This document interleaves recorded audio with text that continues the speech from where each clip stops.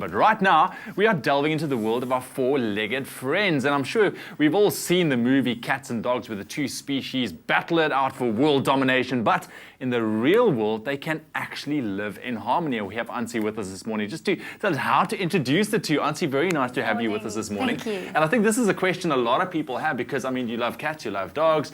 If you're a cat and a dog person, how do you introduce the two? So I think, where do we start? How do you go about it? The good news is that it's actually easier to introduce a new dog or a new cat to each other than it is two dogs. Really? Or two cats. No, I because wouldn't have thought. they're in competition with one another. Also true. So these guys can actually live in harmony. If you, it's very important in the beginning when you introduce is to bear in mind safety. Okay, first and foremost. Yes. Right. So what we're going to do first of all is these look represent at the that. crates. We've got little represent Nala on that side. The two crates represent two different rooms in your home. Okay. Okay, so you'll start off by keeping them separated like that.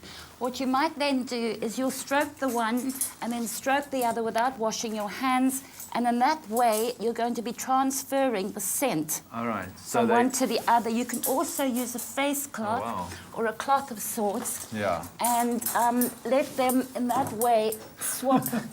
And in that way you can swap the scents around and you can put the different scents in there.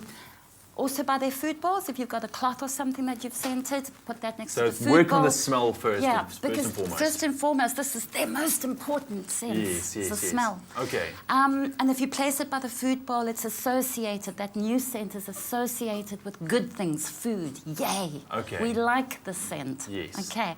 The next step is to start letting them, if you can take Bobby out for me. All right, I'll just hold him by the leash. Come here, big boy. Up Daisy. And what we're going to do is we're going to swap these two around and let Bobby investigate that little area. All right. Bobby, you want to go in here? Okay. Big boy. There we go. Good boy. In the box. Yeah, there we go. Excellent. So, all right. Now they get a chance to investigate each other's homes, so to speak. You'll see Bobby smelling around a bit there, although he's spotted Nala. Okay, the next stage is to let them smell one another through either a closed door, a baby gate, a closed door under the door. They can still get to smell one another. In this instance, we're just going to bring them together like that. Yes. Oh. Okay, so that's stage 3. Okay. So, scent. Then let them investigate each other's areas, and now we've got them closer to one another. Okay. Try not to detain the kitty cat, because kitty cat can be quite fearful when he's being restrained. Yes. So a crate is probably not the ideal. Next stage, kitty cat now and doggy will be introduced outside in the same room or area. Oopsie, no, let's come back. Okay. And I've got big boy. I've got big boy Bob. Bob. A little bit further away for the moment. You're going to find a happy, safe place for kitty cat. Hey, meow. Daisy, give you even safer. Right. This brings me this kind of because some dogs are kind of better than others in terms of excitability. Bobby is obviously very, very excited. So yeah, this I would like to know. How do you deal with a dog that's overly excited to meet his new friend? Well, first of all, you're going to make sure that you've got him on a leash. Okay. And if he's seriously overexcitable, take him out for a walk. Yeah. A long walk. Get rid of all the energy. And then start off with a rather more calm animal. Yeah, okay. Now, the idea is to reward both kitty cats. Let's keep kitty out. Well, kitty cat doesn't seem to be phased at all. No. It's just like, I'm just minding my business, which cats do best. We're going to reward Bobby for calm behavior. Sitting nicely like this, good calm behavior. All right. And we're also associating kitty cat with more treats, and Luckily, this is good. Hopefully you won't see kitty cat as a treat. Had Bobby ignored me, entirely and done just that. Yes. So you've got a dog that stares and nothing else matters to it in its life, and it's like just waiting to pounce. You might want to reconsider getting a cat for that particular dog, because it's a little tricky when you've got the natural instinct of prey drive coming into the picture.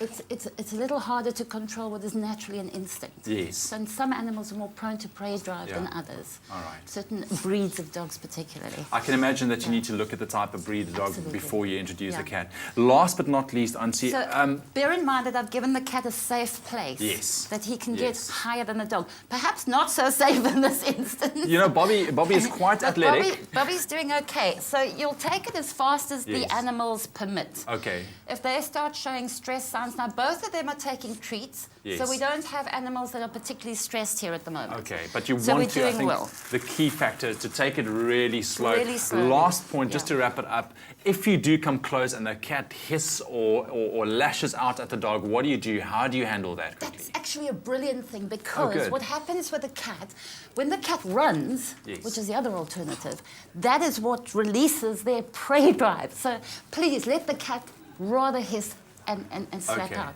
Which will kind of also tell the dog back off. Yes, absolutely. And then in terms of the dog doing that, you would want to warn him with an give him Okay, a and a bit of a consequence, jerk. which is a jerk, and he gets to understand that that's actually not an option. Brilliant. Okay. But it can be done. Cats and dogs can live in harmony together. Just make sure that you maybe do some research on the type of breed of dog you want to introduce to your cat. And if as you've well. got any issues, then bring in an animal behaviorist, and they should be able to solve most of the problems if you've Brilliant. chosen your dog well and your cat well. Quite Brilliant. often, one cat might not match a certain dog and another cat will. Could be. So it's also... But it starts with you, the owner. Check it out. Thank you so much, Ansie. Really appreciate it. And to you, Bobby, and to you, Nala, you two adorable. We're going to take a quick ad break. We'll be back after this. Catlejo's got nothing on Bob. Bobtail, SA's most loved dog food for strong South African dogs.